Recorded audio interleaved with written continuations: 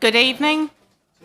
We are not expecting a fire drill this evening, so if the fire alarm goes off during the meeting, please leave immediately by the nearest emergency exit and gather outside Runnymede Hall. Thank you.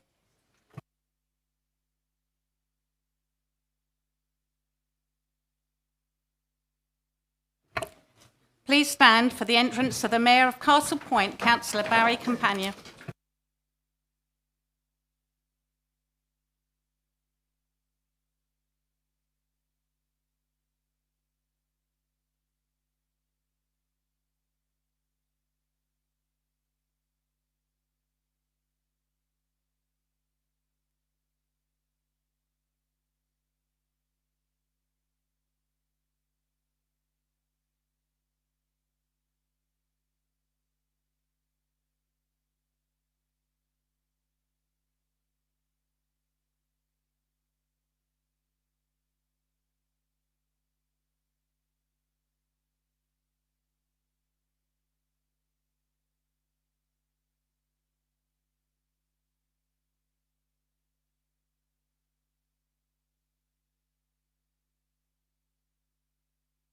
Agenda item 1, apologies for absence. Are there any apologies? We have apologies from Councillors Brooke, Fuller, Harvey, Huntman, Larman, Thomas and Watson. Thank you, Sondra. Agenda item 2, declarations of interest. Are there any interest declared members?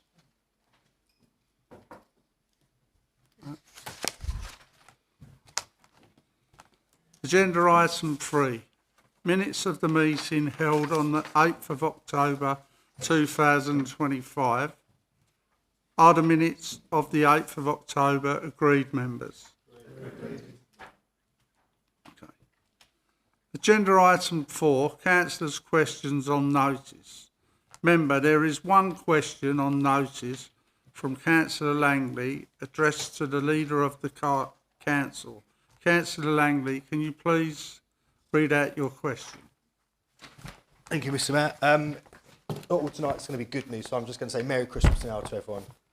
But straight to business. So, in light of the local plan, which proposes over 6,000 new homes to our borough, some 3,300 allocated to Canvey Island alone, we are witnessing a surge in housing pressures that exacerbate existing issues like congestion and parking shortages.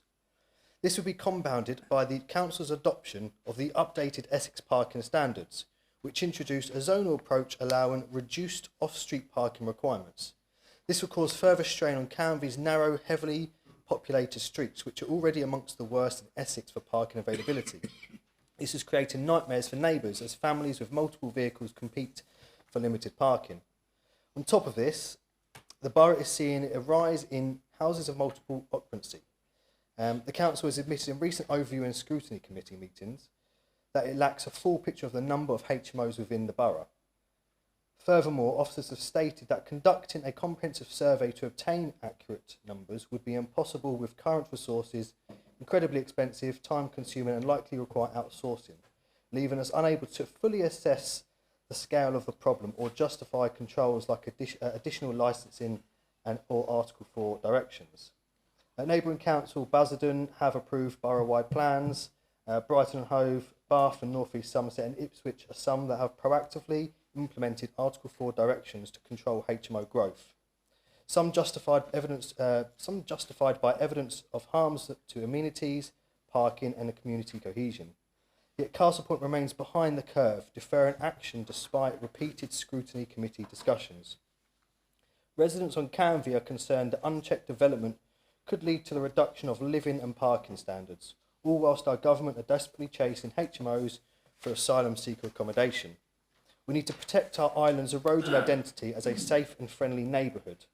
When will the council stop making excuses, citing evidence and data gaps, prohibitive costs or resource limitations, and rather just take decisive steps to pursue an Article 4 direction and enhance licensing to protect our local people, preserve family housing and safeguard our community's future before it's too late. Thank you. Thank you, Councillor Langley. Councillor Blackwell, can you please respond to the question? Thank you, Mr Mayor, and once again, thank you for allowing me to stay seated. I thank Councillor Langley for raising these important points on parking. HMOs and community impacts in the context of growth across the borough and in the particular Canvey Island. I appreciate the concerns residents have expressed. We'll address each issue directly. The Council has already adopted the 2024 Essex parking standards as agreed at Cabinet on the 16th of September. These standards include zonal approach that in specific circumstances, such as where there's very high levels of connectivity, on which there are no areas where there's no areas very high connectivity identified within Castle Point, planning decisions will continue to give close scrutiny to parking layout and provision, ensuring that new schemes meet the standards and do not worsen local congestion or parking stress. We recognise the concerns about the number of distributions of houses of multiple occupancy in the need for a robust borough-wide picture. No local authority has data on the exact number of HMOs. This is because the shape of housing market fluctuates all the time due to the market demands. HMOs are a particular housing type. They come and go. HMOs used quickly dependent on prevailing housing market. Castle Point Council has historically not had many because the market has not really been there. The other local authorities that you name have very different population types and very different types of housing supply and considerable higher numbers of HMOs. However, officers are actively working to identify potential small HMOs in addition to the known large HMOs on the public register, and build a fuller understanding of how many are operating, where they are located and the characteristics, and so that a comprehensive assessment can be undertaken. This includes drawing internal records, intelligence and strengthening across service working to ensure that we have an accurate, usable evidence base. This is to be due further consideration by the Overview and Scrutiny Committee early in the new year, with findings and recommendations due to be reported back to Cabinet for decisions. We fully acknowledge the pressure felt by residents on Canvey Island and the rest of the Castle Point, particularly in relationship to congestion and parking, and the desire to protect the borough's identity and safe and friendly neighbourhood.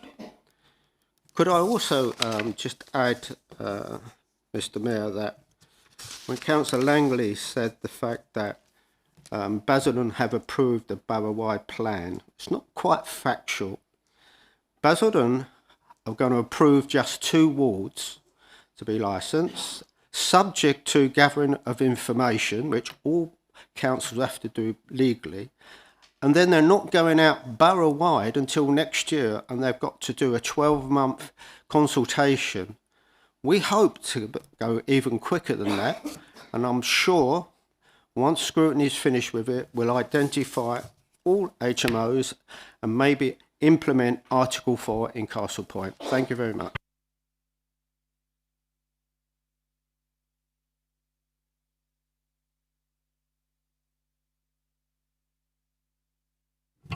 Agenda item 5, Castle Point plan submission for examination in the Public Regulation 22. Miss Parrott, the Council Assistant Director, Climate and Growth, will introduce the report.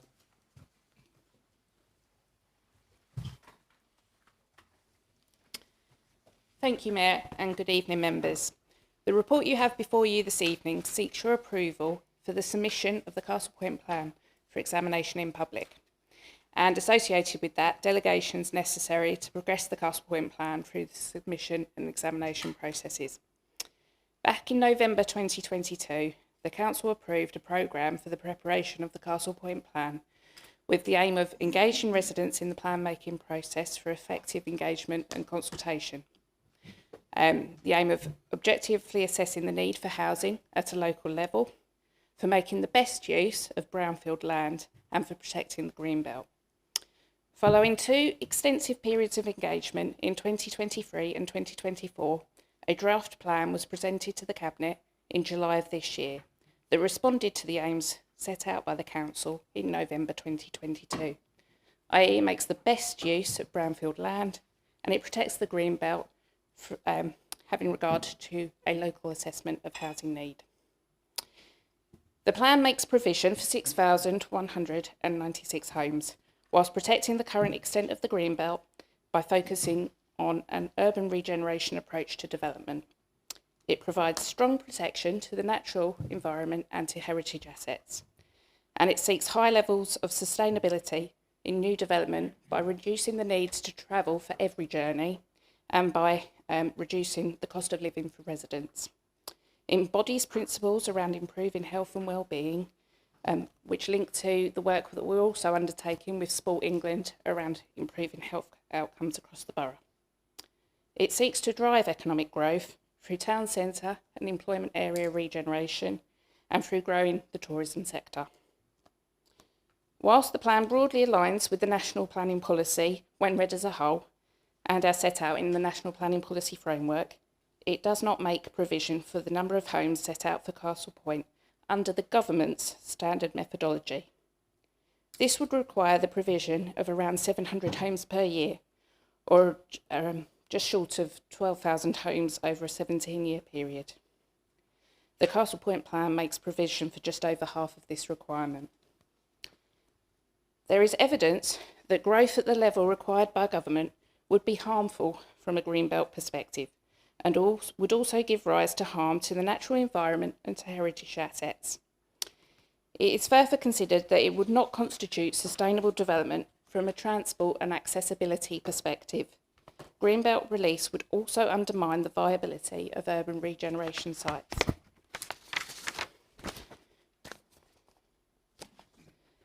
The Cabinet, back in July, approved the draft Castle Point plan for consultation, and the document known as the Regulation 19 draft Castle Point plan was published for consultation from the 1st of August to the 26th of September. Due to an error that occurred during that consultation, a further consultation on the same plan took place from the 24th of October to the 5th of December, with all previous respondents contacted appropriately. In total, 1,405 responses were received across both periods of consultation. The outcomes of these two consultations combined are set out in the Statement of Consultation, which is available to view on the Council's website. Whilst there remains strong public support for protecting the greenbelt and focusing on urban regeneration, the urban-only approach has attracted some concerns about the impact of urban intensification, particularly from residents on Canvey Island. Furthermore, some consultees have indicated that the growth should be directed towards greenbelt land at North West Fundersley. However, this land is in the greenbelt and is not deliverable due to the impact this would have on the strategic road network. There are also consultees, predominantly in the house building sector, that have suggested that the level of growth in the plan is insufficient and does not align with the government's standard methodology for calculating local housing requirements. Overall, most of the issues raised through the consultation on the draft Castle Point plan can be addressed through modifications to address technical issues, or else they can be effectively rebutted through the evidence that we have. However, it is likely that a consideration of the approach to development and the decisions taken to set a housing target lower than the government's standard methodology and to omit greenbelt sites in favour of urban regeneration will be a significant consideration in the examination of the plan as it moves forward. The examination of the Castle Point plan is the next stage in the plan making process, whereby an independent planning inspector appointed by the Secretary of State examines the Castle Point plan to ensure that it is legally compliant and sound. It is therefore important that you, as the Council, are satisfied that the Castle Point plan is ready to be submitted for examination. The report before you sets out how the legal requirements for preparing a plan have been met and also details how soundness requirements have also been addressed. In terms of the legal requirements, the Council has a legal obligation to prepare a development plan for its area. It is intended that the Castle Point plan will meet this requirement, replacing the 1998 adopted local plan which is very out of date. In preparing the Castle Point Plan, regard has been had to the requirements of the Planning and Compulsory Purchase Act 2004 and the Town and Country Planning, Local Planning England Regulations 2012. It's also been necessary to take into account the Strategic Environmental Assessment Regulations, the Habitat Regulations and the Equality Act. The report before you details how each of these requirements have been met. However, to ensure compliance with the legal requirements, the Council is recommended this evening to agree an update to the Local Development Scheme, which sets out the programme for preparing the Castle Point Plan. This will ensure it's completely up to date at the point of submission. In terms of soundness, the inspectors appointed to examine the plan will consider whether the plan is positively prepared, justified, effective and consistent with national policy. As detailed in the report, it is considered that these tests are met, although it is the case that the Castle Point Plan falls short in terms of meeting housing requirements as determined by national policy. This does present a risk that the plan may be found unsound at examination. Whilst it is considered that the position that the Council has taken is supported by evidence and national policy when read as a whole, housing growth is a key government priority and will be influential in the examination process. Whilst officers will make every effort to ensure that the Council's evidence is highlighted through the examination and a successful outcome is achieved, we will come under intense scrutiny. The Castle Point Plan being found unsound therefore represents the key risk in relation to a decision to submit the plan at this time.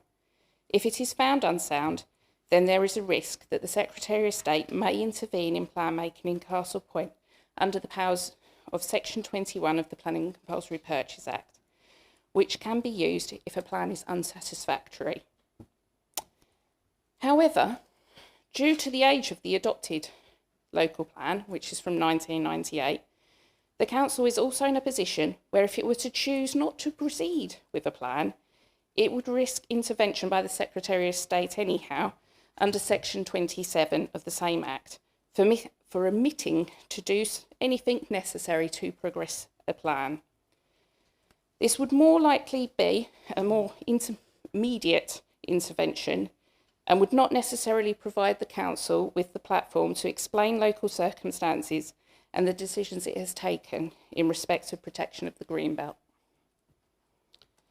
In terms of financial considerations, the preparation of the Castle Point Plan was allocated a budget of 1.7 million from reserves in November 2022, of which around 600,000 remains for the examination process.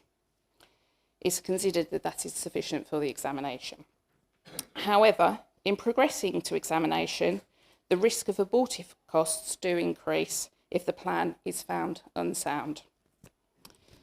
If intervention were to occur, any costs incurred by the Secretary of State are rechargeable to the authority and may exceed the allocated budget.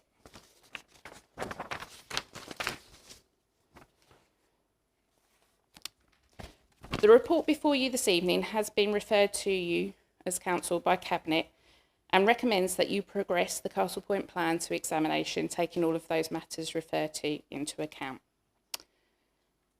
To do so with assurance of the legal compliance, you are recommended to approve the updated local development scheme that's provided as Appendix A to your report this evening. You are then invited to specifically approve the Castle Point Plan for submission. This is provided at Appendix B. This is the same plan that was approved for Regulation 19 consultation in July 2025. If you agree to proceed to examination with the Castle Point Plan, you are then invited to approve a series of matters which will allow the smooth progress of the Castle Point Plan to submission, through examination and back to this Council for consideration for adoption. Thank you, members, for bearing with me as I've summarised this rather extensive report this evening. I will hand back to the Mayor and I'm happy to take any questions. Thank you, Ms Barrett. Members, there are 6 recommendations set out in paragraph 3.1, the report, that I will move from the chair. Do I have a seconder? Councillor Blackwell? Councillor Copsey, as a cabinet member for strategic planning, I invite you to speak on this motion.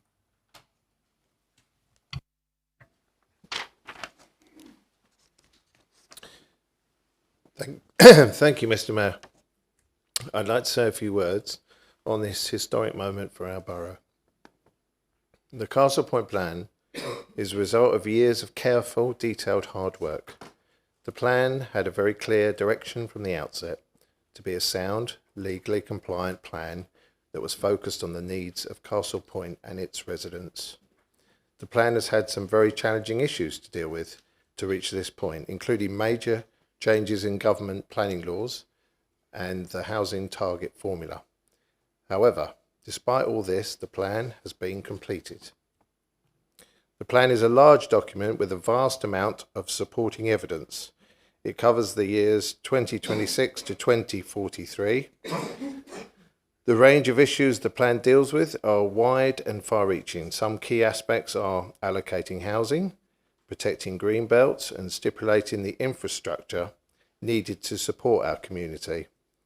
Infrastructure that includes community facilities, education, health and well-being, green and open space, sports and leisure, digital communications, flood and climate resilience, utilities, and of course transport. No local plan ever pleases everybody, as that would be an impossible task, but the Castle Point plan is community focused based on much of the feedback received. I'd like to say some thank yous. I'd like to thank all those officers that have worked on the plan. I'd like to thank all the legal and planning experts that have given crucial advice for the plan. I'd like to thank Councillor Warren Gibson for his tenacious work in chairing the Castle Point Plan Board. I'd like to thank all the councillor members of the board for their commitment and determination. I'd like to thank all the councillors for their support in this great endeavour. I'd like to say a special thank you to the residents of this borough, as without them we would not have reached where we are today. Residents who campaigned against the withdrawn local plan of destruction that the Castle Point Conservatives put forward in 2019. Residents who signed petitions to save our greenbelt and to stop the ruination of our borough. Residents who believed that our community deserved better and used their vote in local elections to usher in a new era for Castle Point. Residents who cared enough about our borough to participate in all the consultations relating to the plan. Finally, I wish to state my full support and backing for the Castle Point plan. Thank you. Thank you, Councillor Copsey. Members, does anybody else want to speak on the motion? Councillor Knott. Thank you, Mr. Mayor. It goes without saying tonight, doesn't it, that anybody that votes for this to progress forwards needs to be satisfied with the opinion it's sound and legally compliant. But for me, there's another issue. It's one of honesty. Is it an honest plan? Have we as councillors been honest with our community? In 2023, 2024, like many of us here, I stood on doorsteps promising people that we would do all we could to defend and protect the green belt and that we'd prioritise building on brownfield. And this plan does exactly what we promised to do. Absolutely no green belt, and that includes, of course, the Salvation Army farmland that some falsely claimed we had secret plans to build on. And regarding the Salvation Army farmland, it's worth noting that if the government inspector approves this plan once it progresses forwards, that farmland and other greenbelt sites will have protection from development. It's odd that there are some that seek to prevent building on the Salvation Army farmland, but have encouraged people to object to this plan. the very plan that saves that green belt in Hadley. And I just want to compare the honesty of this plan and of this administration to what came before us. After nearly 20 years of delay and dithering, the Conservatives produced a plan that intended to build on Greenbelt. Greenbelt site after Greenbelt site after Greenbelt site, swathes of it. That's what they planned to do. Thank goodness we withdrew that plan, and I wonder, after 2024, there's not a single Conservative councillor in this chamber. But yet still today, the Conservatives and their activists proclaim in one breath their love of the green belt, and in the very next argue that we should have a plan that builds on green belt. So, Mr. Mayor, I will be voting for this plan tonight to progress. In my opinion, it's honest, it's sound, and it's legally compliant. And yes, there will be challenges. Nobody's saying it's easy. But I think a lot of work has been done. There's evidence to support the lower numbers. And I thank those on the local plan board, including the officers, as Councillor Copsey has said. I thank Councillor Warren Gibson for chairing the local plan board and for all the members' hard work, their relentless and incredible work they did on this plan. Their efforts really cannot be understated. But Mr. Mayor, just finally, if I may, I would like to pay tribute to my fellow ward councillor, Councillor Tim Copsey. His knowledge and experience, built up probably by decades of campaigning around Greenbelt. He is an authentic, genuine campaigner for Greenbelt. Yes.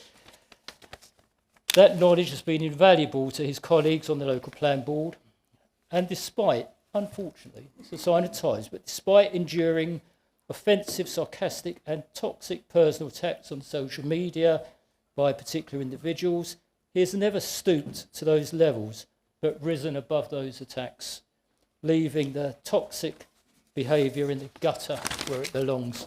Thank you, Mr. Mayor. I will be proud to support this plan tonight. Thank you, Councillor Knott. Is there anybody else? Councillor McCarthy.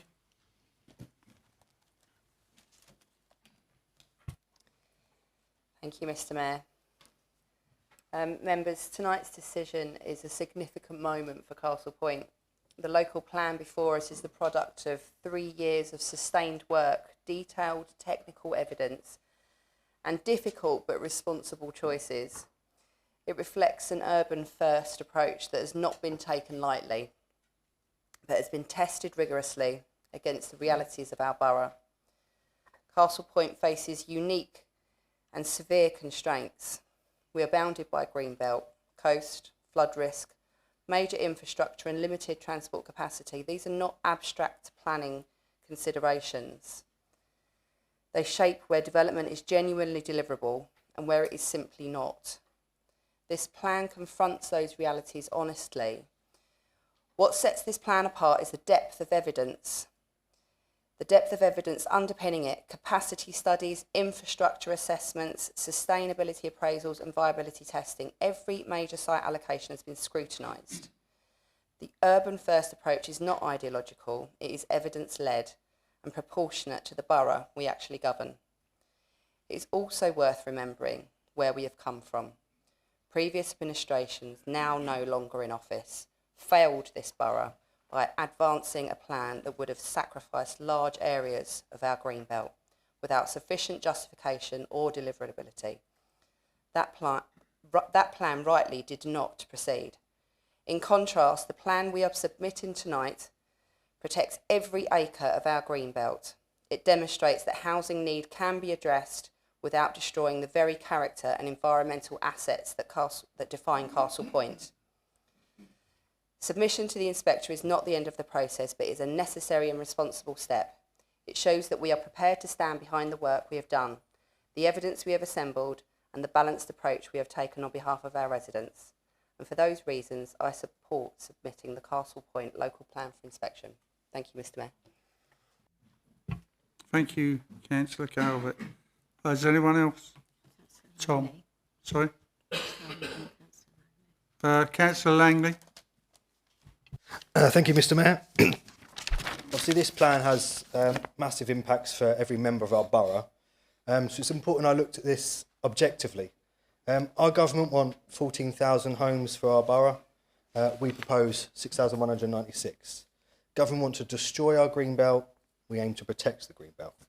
That is what the people asked for. However, if they knew it would bring Canvey to a grinding halt, I would wonder if they would still agree. The plan is great for Dawes Heath, Hadley, Fundersley and Benfleet, but I don't think it's equal to our workhorse of the borough, Canvey. It seeks to bring 3,300 homes with no guarantee of additional infrastructure. We have agreements of what we cannot achieve, but not what we can. Other recent local plans have funded infrastructure within the proposal. On this occasion, we do not. For a project like the Third Road, from consultation to delivery would take 17 years. The life of our plan is 17 years, so it would be impossible to get infrastructure before homes. I would urge to seek immediate short-term improvements to traffic flow on and off the island. Indent bus stops, widen some of the roundabouts so 2 cars can actually get round at once, modify traffic light and pedestrian crossing sequences, and make getting from the castle to the point more efficient. I propose we make modifications to seek securities and guarantees that the infrastructure can support our economy, our health services can support our growth, and our drainage can support our waste. I would like to see statements of common ground on what we can achieve. Thank you. Thank you, Councillor Langley. Councillor Tom Gibson. Thank you, Mr. Mayor. I didn't actually come here with the intention to say much this evening, but I just thought I would offer a semi-unique perspective that I've got of being the only member of Cabinet not to sit on the plan board. So I've seen firsthand the work that these guys have put into it. And I don't think a lot of people grasp the gravity of what they've been asked to do. I mean, just from what I've observed alone, there's been seemingly endless board meetings, constant scrutiny of sometimes several 100-page documents in their own time, attending numerous incredibly complex legal briefings, frequent travel as well, whether it be to challenge members of the government over their planning reforms in Westminster, or to take the fight to save every possible blade of greenbelt grass to the highest judicial level. And they've done this every step of the way. All of this as well in the case of several members on top of working full-time jobs. Anyone is, of course, welcome to scrutinise this plan, to argue its contents, to hold us as councillors to account for the decisions we make, and we'd encourage them, of course, to do so.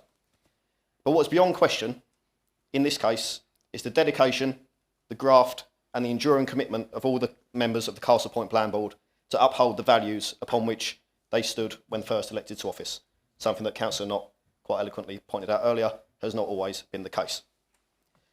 For that alone, I would like to place on record thanks to the Castle Point Plan Board for their tireless efforts over the last few years, and in particular, Councillor Warren Gibson for his steadfast leadership as chair, and Councillor Dave Blackwell for backing the board as leader. I cannot think of a group of people I would trust more to set out a vision for the future of our borough. If members share my view that this board have put this plan together with undoubtable integrity, diligence and commitment to all of our shared values, I will strongly encourage them to support this next step and back the plan. Thank you very much. Thank you, Councillor Watson. Gibson. Gibson, sorry.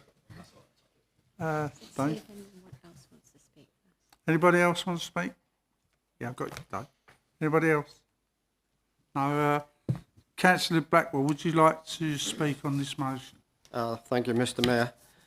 And I thank you. And I've listened to all the comments what have been put forward tonight.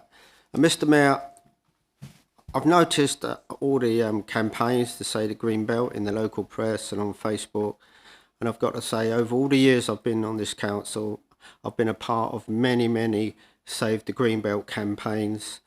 And, you know, the one thing I will say about this plan is the fact that we have listened to what the residents want. They want us to save their green fields so that future generations can look out and play on green grass. If the government had its way, there would be no green belt. If the previous administration had its way, there would be no green belt. And so, you know, I've got great privilege to stand in with these people to protect. I've done it all my political life to save the green belt. And we're here today to approve a plan which has no green belt in it whatsoever. And that's got to be a feat we've got to be proud of. I'll go on to Canvey. Now, Canvey Island, I've lived there all my life. And that's a long, long, long time. And people on Canvey I talk to, yes, we are worried. We're worried about the congestion we sit in every day. We're worried because of that 12,000 of our residents commute off the island every day. We sit in traffic jams every day. And the one thing I will say about this plan, the plan identifies Canvey Island's congestion and the areas which is congested. And I'll say this to Canvey people, I don't expect any large developments to go ahead on Canvey Island until we sort out our infrastructure, until Canvey gets its third road, it desperately needed. And I think we are close, because I still honestly believe with the new Freeport coming on, there's an opportunity for Canvey actually to get the desperate link it's always wanted. And members, we are writing to the Right Honourable Heidi Alexandra MP, the Secretary of State of Transport, laying out this council's plan for a third road and why we need a third road on Canvey. And it's quite a good document to the Minister, and we're hoping he'll look at that and take umbrage of what we're trying to say. And members, also one thing to remember, if this local plan is approved, then every single development still has to go through the planning committee for scrutiny, and it still has to be approved if it fits all our criteria.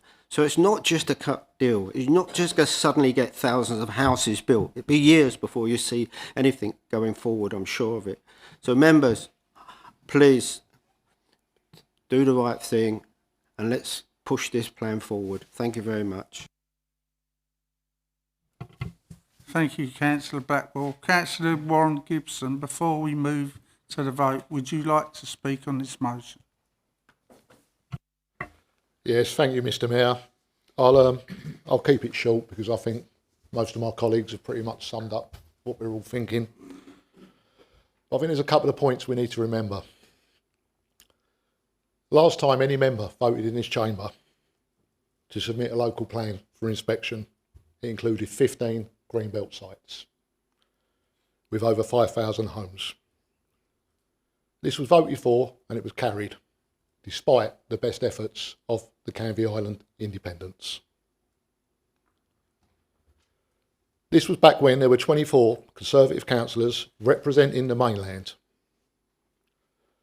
Not long before that meeting, we had Conservative councillors posing for pictures on a tank down by Jotman's. I can only presume this publicity stunt was to show residents they were ready to fight for our greenbelt.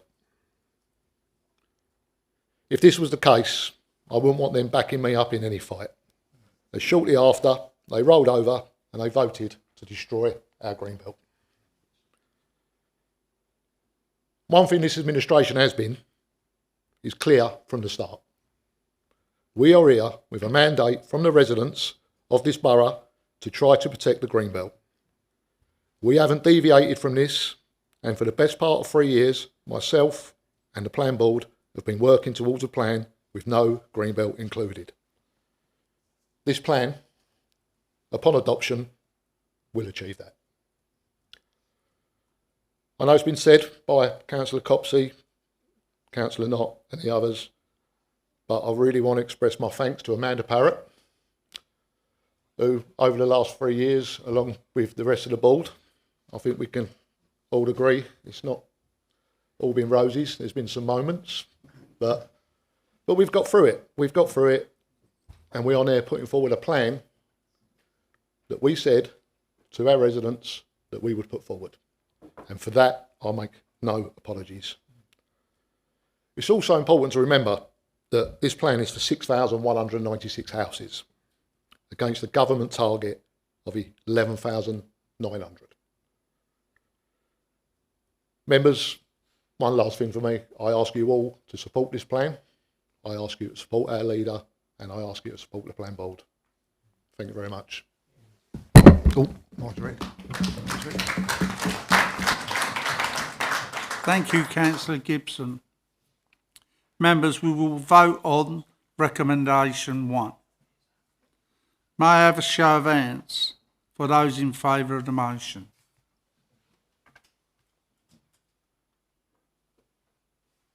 There's only one against. It's agreed. Yeah. Well, that's agreed. Okay. You've got you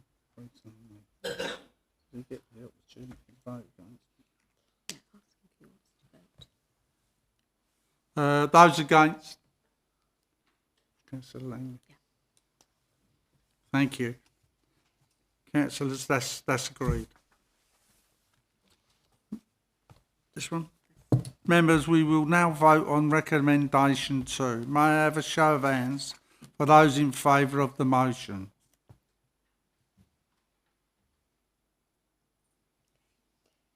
Okay. Those against?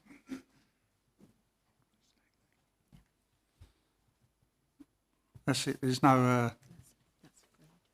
That's agreed. Okay. Thank you for that.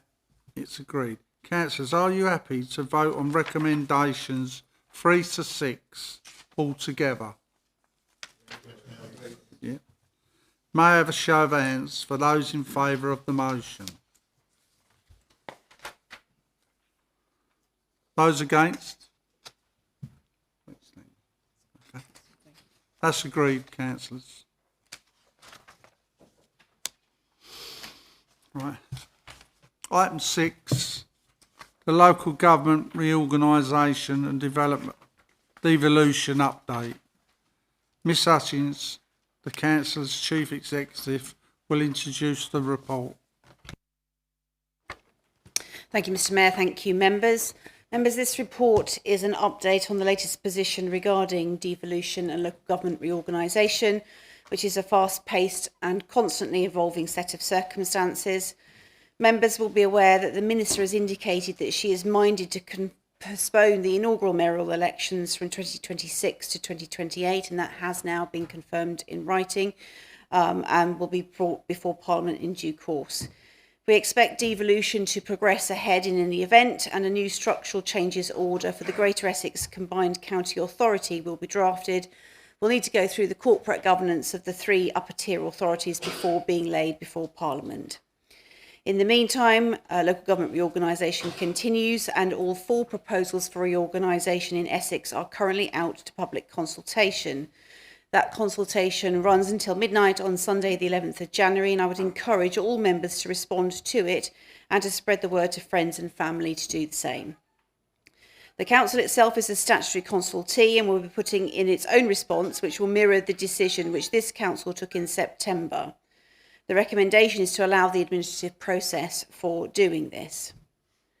Members will be aware that the Minister has written to all leaders of councils who are due to have scheduled elections in 2026 to offer them the opportunity to make representations to postpone those elections if the councils do not have capacity to run them due to preparations for local government reorganisation. This council does not have scheduled elections, but of course we administer the county council elections for this borough, and I can confirm that we have capacity to do that if those elections go ahead. The decision as to whether elections do go ahead is ultimately for the Secretary of State, who has asked for representations before Thursday, the 15th of January. Thank you, Mr. Mayor. If there are any questions, I'll be happy to answer them.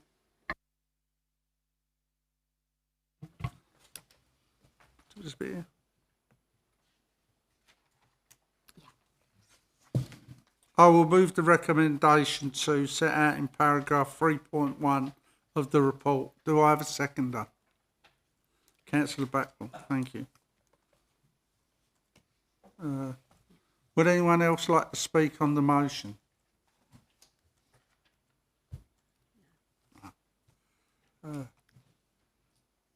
Councillor, is the report noted? Members, we will now vote on the recommendation 2. May I have a show of hands for those in favour of the motion? Unanimous, yeah. That's unanimous. Thank you, Council. That is agreed. Agenda item 7, Update to the Constitution. Miss Hutchins, the Council's Chief Executive, will introduce the report. Thank you again, Mr Mayor. Members, this report is a necessary update to the Constitution to enable identified improvements that need to be made to the provisions relating to officer employment and the role of the Staff Appointments and Review Panel. This report addresses those improvements and suggests new drafting to replace provisions in the Constitution currently. Those amendments are set out in Appendix 1 to the report, and they will replace the current drafting. The amendments clarify the intended role of the Staff Appointments and Review Panel and reflect both best practice and the applicable legislative framework. Thank you, Mr Mayor. I will move the recommendations set out in paragraph 3.1 of the report. Do I have a seconder? Councillor Backwell. Would anyone else like to speak on this?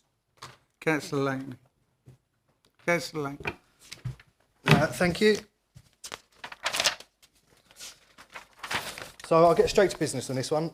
Chapter 1, Section 8.4. This is the composition of the Staff and Review Appointment Panel. This is to decide the fate of our directors, chief exec, and anyone earning over 100,000 within the council. So you could say some very influential positions. Currently, it's made up of 7 members with automatic entitlement for the leader of the opposition and all parties represented equally. The amendment removes that. Conveniently just after getting opposition in the House. You'd think this reflects recent changes and is an awkwardly timed coincidence. Well, Local Authority Standard Orders Regulation Schedule 1 Part 1 was last updated in 2015. Section 4.2 has never been updated since its publication in 2001. There's no provision in legislation that stops equal representation. So now, why now?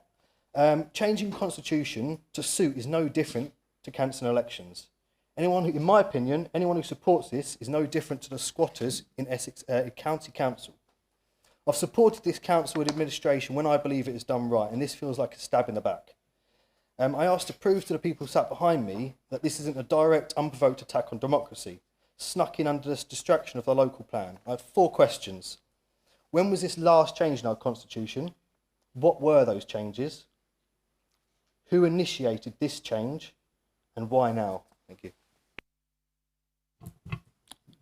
Could I ask Ms Assington to respond to these questions? Thank you, Councillor Langley. In relation to the update of the Constitution that was done in January of 2024, I believe, the issue in relation to proportionality is the use of the word equality. So all committees are assigned in relation to statutory provisions which require proportionate representation of members proportionate to their electoral representation across the council.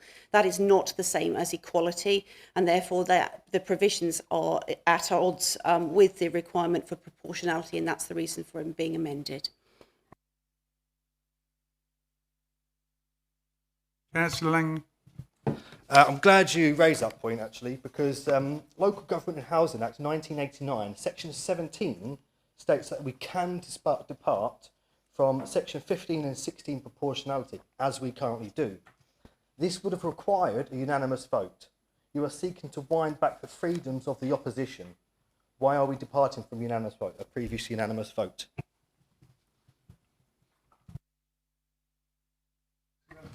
Councillor Atkins.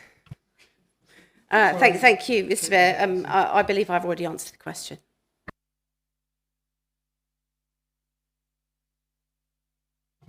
Anybody else want to say anything? No, all right.